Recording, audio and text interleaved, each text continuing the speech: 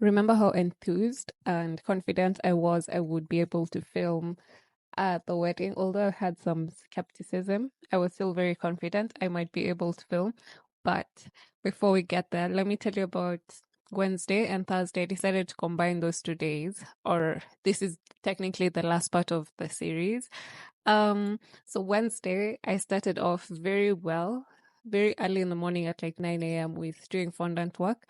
Worked on all 6 white cakes, zero problems. Only big problem or challenge I was facing on that day was how hot it was. So it made me working with fondant really, really hard because the fondant was way too soft. And mind you, I am a very cold hand person. So it's usually very hard for me to work with fondant because I have to keep melting it or softening it in the microwave or kneading it for much, much longer.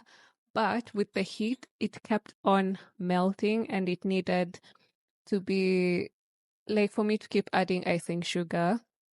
And the fondant I make, my fondant is really good. It doesn't need that much icing sugar to work on. But because of how hot it was, I had to keep adding icing sugar, and that kept stressing me, especially when I had to do the green cakes because I had put too much green food color. So it was a struggle to work with. And initially, because I did not have an exact green that I was going with, because I know my cousin, she loves emerald green, but for the wedding, we I know we had discussed emerald green, but after asking her what green it was, she told me the groomsmen will not be wearing emerald. They'll be wearing the darkest green, but not the darkest shade. So you see, with that information, I do not specifically have the exact color to work with. So I just did a green that was a dark green, and when I finished marbling it and putting it on the cake, I was like, no, because I started with the 4-inch one. I was like, no, I really, really don't like how this looks. So I was like, I'm going to take it off. And then when I talked to my friend Saya, she told me not to take it off first and to see how I feel in a little bit. And then I was like, let me shower and go pick up the flowers because I was having them made by Sugar XOXO. So once I pick them up and come look at them with the cake, I'll decide how I like it. But immediately I got home, I was like, yeah, I really, really don't like this. So I wanted to take it off that night. But again, after talking to Saya, she told me just sleep on it and see how you feel in the morning. And then at that time, while we were saying sleep on it and see how I feel in the morning, that's when my cousin sent me a photo of the color, or rather the coats for the groomsmen. And it wasn't the exact one, it was just a photo from the internet. And when I looked at it and looked at my cake, I knew I had to take it off. So Thursday morning, I woke up, made a brighter green, or a green that was much closer to the one I had been sent a photo of by the bride, and had to take off my 4-inch cake and start on the other three. So me, whilst doing them, I had to keep checking time because Thursday was also rehearsal day and I needed to be quick enough so that I can be able to go from home to Limuru where the rehearsal was. And you don't know how long it would take. We were meant to meet at 1 or 2 p.m.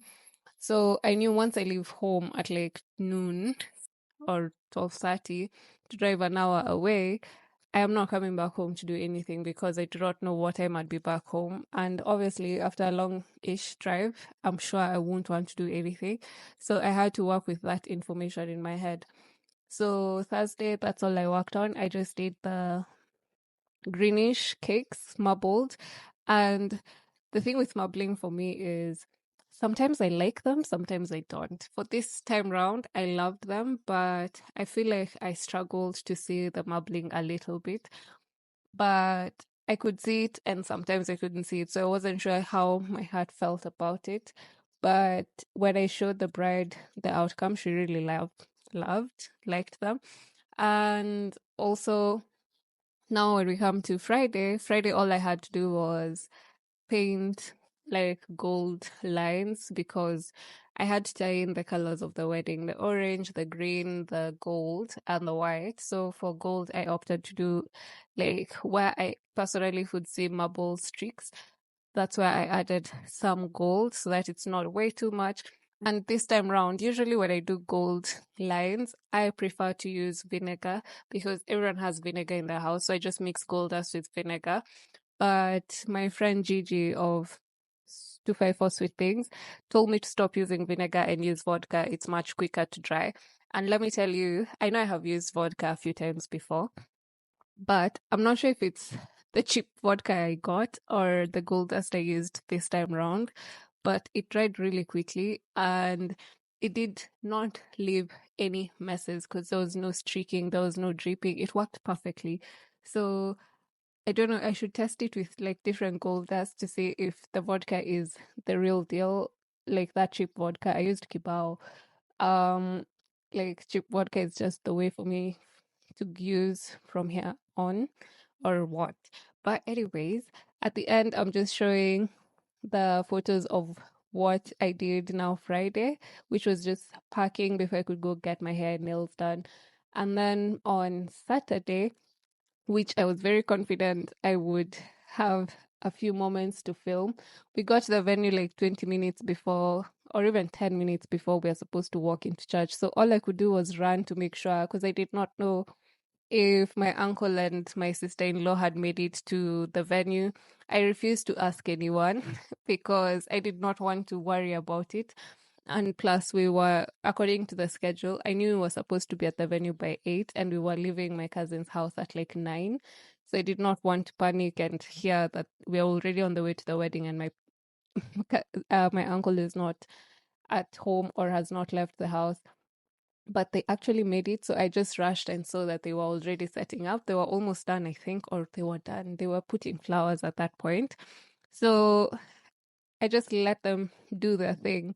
And the people who ended up delivering the cake was my mom, my dad, my uncle, and Gloria, my sister-in-law.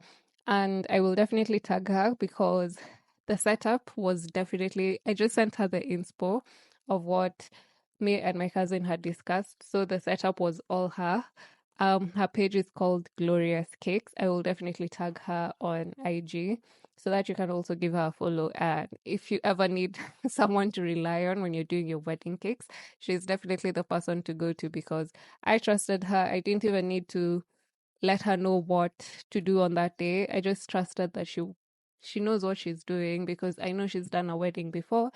All I had to do was send her a list of where everything is, what I've packed, where obviously she knew what cakes go where. So it worked seamlessly. I did not have to worry about delivery. I did not have to worry about everything else. And my cousin really, really loved the presentation and the work that I did and the work that Gloria did.